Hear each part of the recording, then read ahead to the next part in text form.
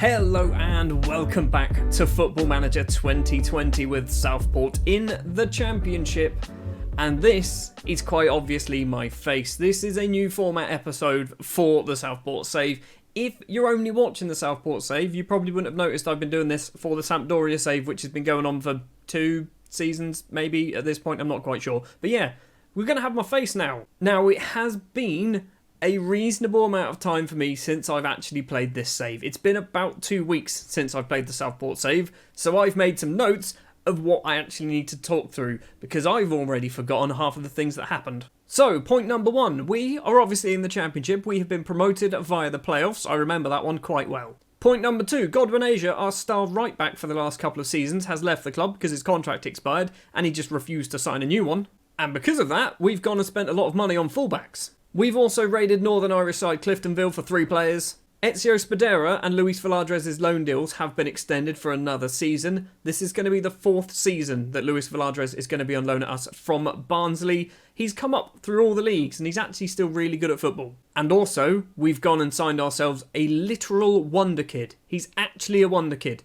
Yes, he's on loan, but he's still a wonder kid. He also played against us because he's a Liverpool player. So yes, after that rather long introduction-y bit, this is season number 6 with Southport. In the Championship, we are far too high up the league. We should not be in the Championship, but somehow we've managed to do it. This is the finances screen because it gives away the least amount of information. We've got £1.7 million to spend in our transfer budget. I'm probably not going to spend that. I would like to rather invest that back into the club, into the facilities, the youth facilities, the training facilities, data analysis, all that nonsense. Oh yeah, and I forgot, we're also getting a new stadium built, aren't we? Well, we're trying to find a site for it at the very least. Let's go through the transfers then, because it is the start of a new season. We've played 2 matches already, we will get to that momentarily, but we will talk about who's left the club, and obviously Godwin Asia is the first one to leave, going back to his native Nigeria, to Enyimba. He will be missed. He was superb, overperformed every single time he played. Godwin Asia, you will be missed. Another fullback to leave the club is Marlon Fossey, the 25-year-old American. He has signed for York for £17,000, potentially rising to £20,000. He was alright, he just didn't get in ahead of Godwin Asia. Our number 3 choice goalkeeper, Tom Scott, has left the club and randomly signed for Everton.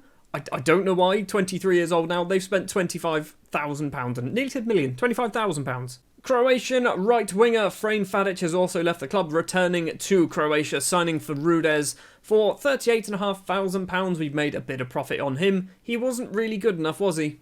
And the big one, for £275,000, we have managed to shift Will Smallbone on to Dundalk. I don't know how we got so much money for him. Basically, I remember this quite well. Last season, he played a lot of football and just was rubbish. A 6.67 rating in 43 appearances. That's not very good. To get £275,000, I think there might possibly be sell-ons in there as well. That's a good bit of business.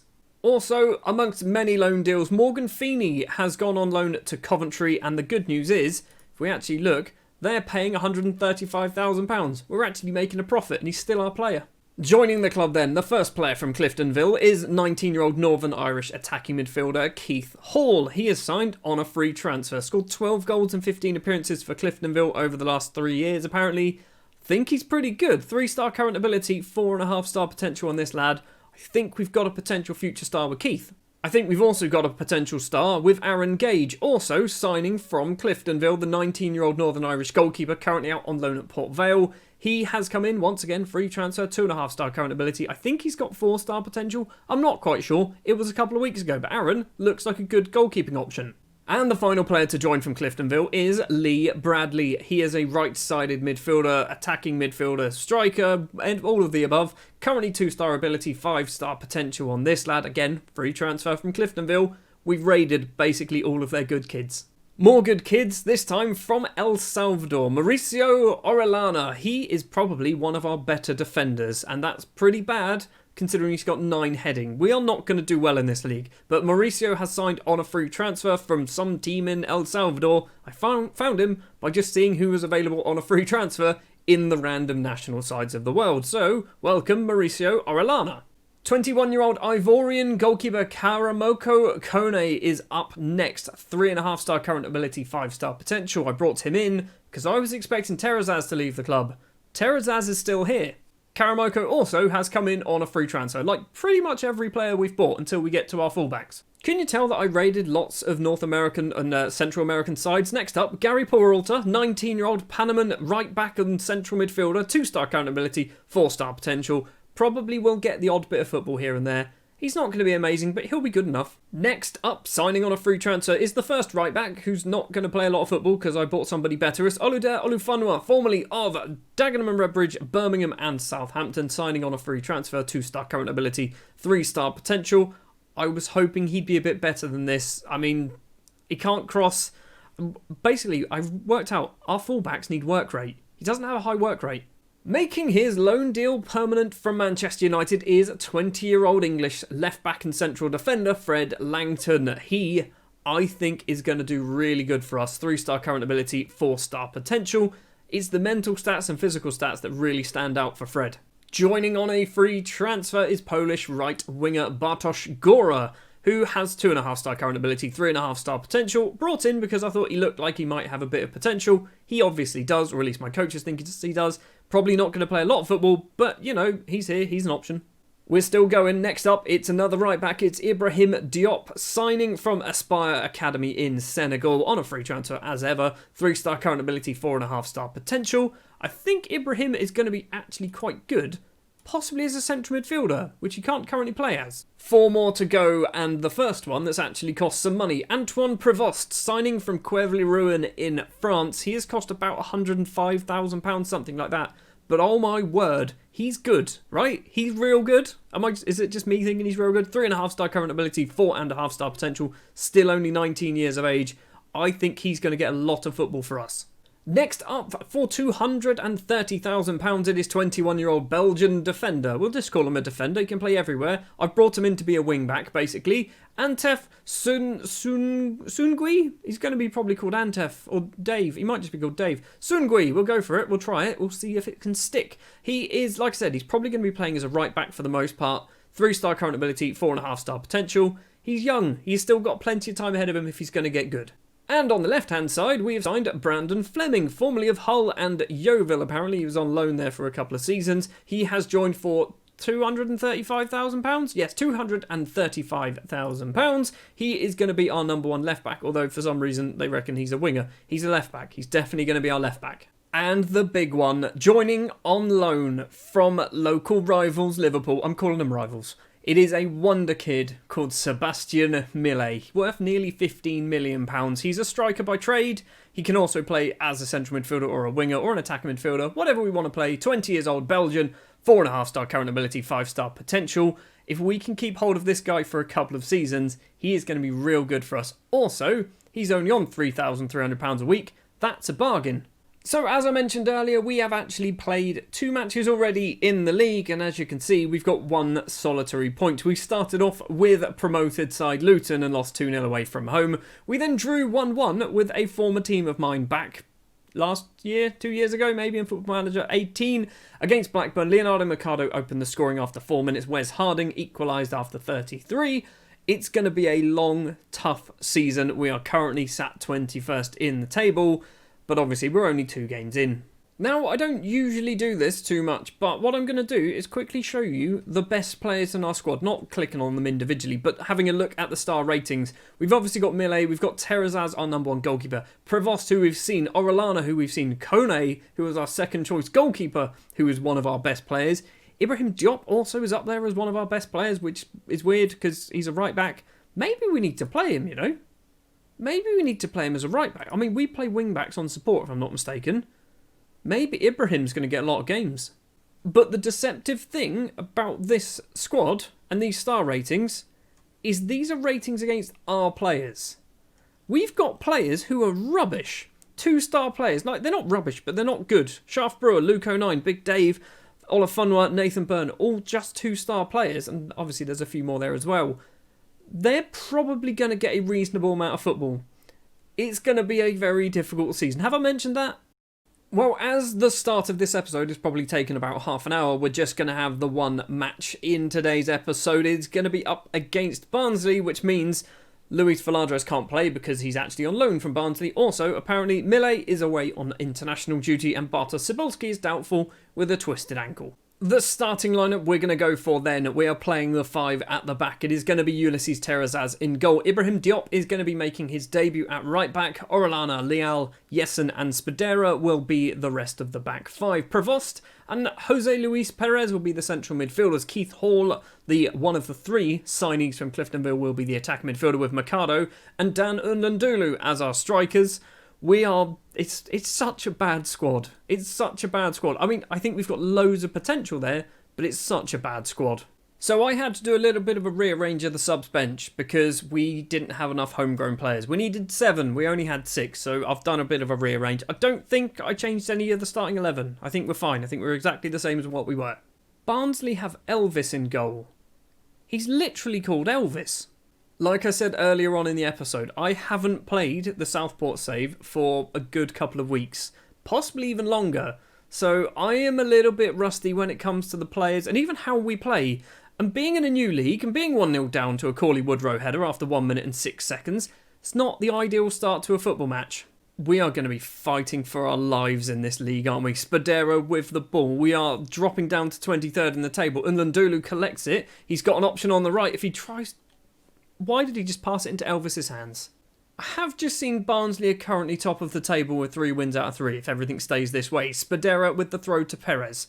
He's going to get tackled, isn't he? He does. Still manages... No, I was going to say still manages to get the ball. He didn't, did he? Leal's header doesn't find a Southport player. Now it's Orozuko, possibly on the right-hand side is Diamande in the penalty area. Crosses it in. At the back post is Orozuko, but his header is over the bar. It is still 1-0 to Barnsley. We're not looking particularly great.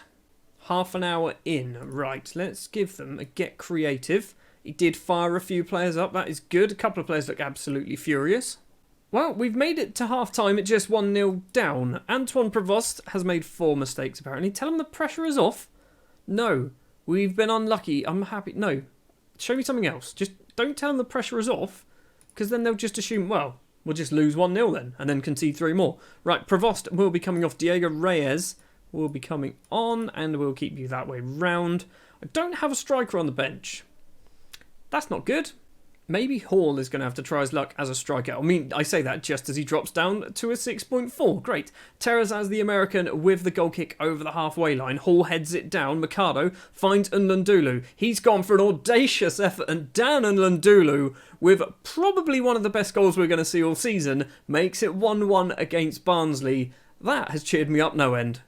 And then there's a highlight straight after the goal. Great. We've moved up to 20th place. Rodriguez plays it forward. Diop heads down to Reyes. The substitute back to Orellana, the El Salvador international. Diop chests it. Is he going to run? No, goes back instead to Orellana. On the halfway line, left-footed ball across to the left-hand side and doesn't seem to find a single Southport player. Diamande has number 7 for company, which I think might be Hall. Has to go all the way back to Elvis in goal. Runs forward with it on the ground. Finds Williams. He's gone forward as well.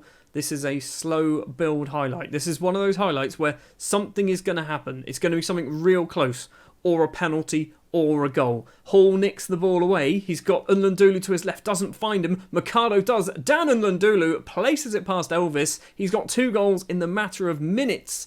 We are 2-1 up against Barnsley away from home. What have we done here? Do we do a change? Do we bring Hall off? He's on a 6.5. Avocado, possibly, with the corner comes in. Halme makes it 2-2. Right, I mean, do we try and play for a draw? Do we just try and shut up shop? Do we go for a win? I feel like shutting up shop's the better option. Realistically, what's going to happen is I'm just going to stick with what we're doing. Hall will be coming off. We've only got Luke 09 on the bench. That's not ideal, is it? Unless... Have we got Fleming?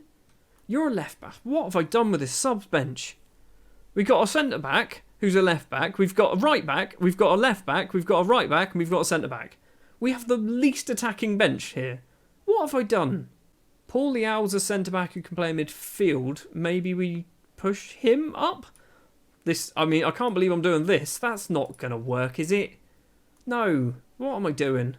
I'm thinking we go for Fleming. Thinking Fleming is going to try his luck as a shadow striker. I know he can't play there, but we don't really have the options. We've got ourselves a corner after a weird non-highlight there. Leal, the central defender from Mexico, goes over to take it. Orellana is there. Elvis gets a good hand to it, tips it over the bar. 63 minutes on the clock. We have a good opportunity to get ourselves back in front against Barnsley. Leal once again. I don't really know why Leal's taking corners, but he is. Diomande heads clear only as far as the substitute Fleming. He's been tackled. And now Barnsley possibly can counter-attack. Compian runs towards the defence. Perez gives him probably a sensible kick there. He's going to pick up a yellow card.